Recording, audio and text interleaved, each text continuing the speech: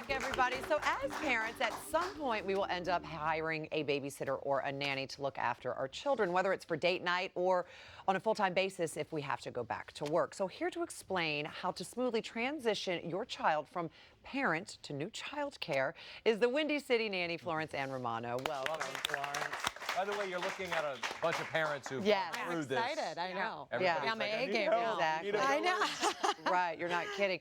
So in your new book, A Nanny and Me, you talk about how important it is to actually open up a dialogue and speak to your child about this transition. And your book really helps open up the dialogue. It was exactly the reason I wrote the book. I felt that there was nothing out there explaining to children why this was happening. And children are very fearful. They wonder if they did something wrong. Is that why I have this new person coming into my house? And they're comparing themselves to other children in school. They're wondering, why is my mom staying home and the dad going to work, or what's going on in my family that's so different? Yeah. So in my book, it's being used as a tool to explain that open communication with the child and parent. So, in the very beginning of the book, I set up what the dynamic of the family is. So for example, some mommies go to work, some daddies go to work, some mommies stay home and play while daddies go to work. And then also in other families, both parents go to work. And in a lot of cases, that's what's happening now in today's society. It is. Absolutely, absolutely. Very much so. So when you do begin that process, it's so important to get the right person. You know, there are children, the greatest things that we'll, ever have in our lives. Where do you begin that search?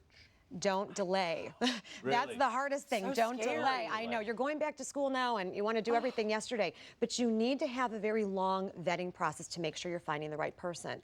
And it's really based on values. Know thyself is the first thing I always say. What does your family need? What is our religion? Maybe our views on politics or discipline. You need to find someone who's going to be an extension of that. So you can use an agency. You can go the route of referral, which is my favorite. I kind of say it's like going on a date. You're set up by like a mutual friend. It's a built-in verification process. You feel a little bit better about it. I always do that. Right? It's a great way to do it, and looking at your church or your, the parents in your kid's school, something like that. But any way is good to do it as long as you're taking the time to actually vet them. So beyond religion and know thyself, what other key things should we be asking these people who are looking after, like you said, the most important thing in your life?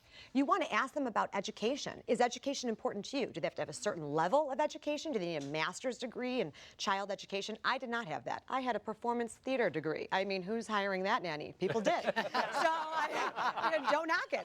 But you also want to ask specific questions. It's not corporate America. You can ask about religion. You can ask about their age, their marital status. I also believe in intel. Go on social media, Facebook, see what they're really like. Right, do your own background interesting. stuff. That would explain a lot in my family because my boys know how to do jazz hands. So I think probably Their nanny was They're going to have a lot of imagination. It's You'll like it later on. Jazz home! Who wouldn't want to be greeted like that? That's a lot of fun.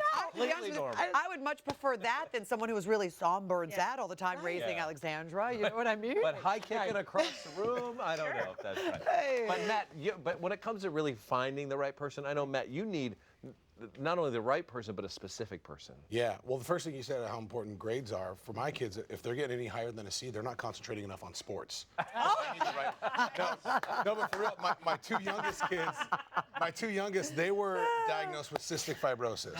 So that entails breathing treatments, enzymes before every meal, vitamins, it is literally a full-time job. So we just can't let, next door neighbor Sally's 12-year-old daughter watch our kids.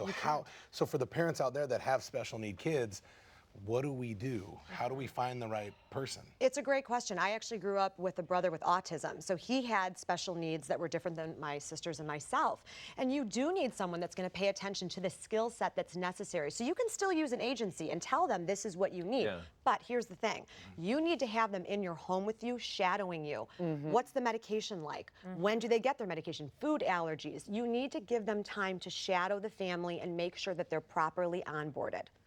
So once they are actually hired and they're looking after your kids when you cannot be there, stressful for the parents as much as it's for the kids, how do you make sure they become integrated into your family so they actually become part of the family so everyone feels safe? Well, transparency is key. From the very beginning, you want to make sure you know how long do they even want this job? What if they want the job for 6 months and you're thinking they're going to be there for years taking care of your children. So you need to get to know them in the beginning, and then, like I said, onboarding is important. You want to have a 1 to 2 week trial period where they're with you and making sure that you're seeing what's going on, what they're doing, and then if your children are able to communicate, that's always my secret. Ask them what they think of that nanny, and they're going to tell you the truth. They're very uncensored, and sometimes in ways you don't want, sometimes in ways you do want. So if you find somebody who is perfect, really great for the kids, great integration with your family, can you lock them in the basement forever and keep them? Yeah. No, but it's true. Like you want to say, look, we love you. Keep them because you as parents. It's so hard. You grow in love. You get in love. You get attached. And so do the to kids. The and kids they fall do. in love with them. It is a hard transition. Saying goodbye to the nanny is a whole different thing. And saying goodbye is for many different reasons. I always use the Mary Poppins phrase, you stay until the wind changes. The wind changes for many different reasons. You might be moving, Going through that whatever in it might be. December. Thinking about it, like I can't even It's think so about it. hard. Well, I actually tell children to write their own Nanny and Me book to give to the nanny, to say, this is what we did together. I'll always be with you. I'll start crying right now. The last little girl. That is your next I book know. right there. Right there. How to say goodbye to How the to say nanny. goodbye. Oh, gosh, I Transitioning, yeah. know. Whew, that's going to be tough. Can you come back and talk to the parents? Of course. I'll cry with you. More information. Check out Florence's website as well. Information. So awesome. Thank you so much, Florence. Thank You're you. great. You guys stick around. We're coming right back with Stitcher star Kyle Harris. What makes Reese's and Hershey's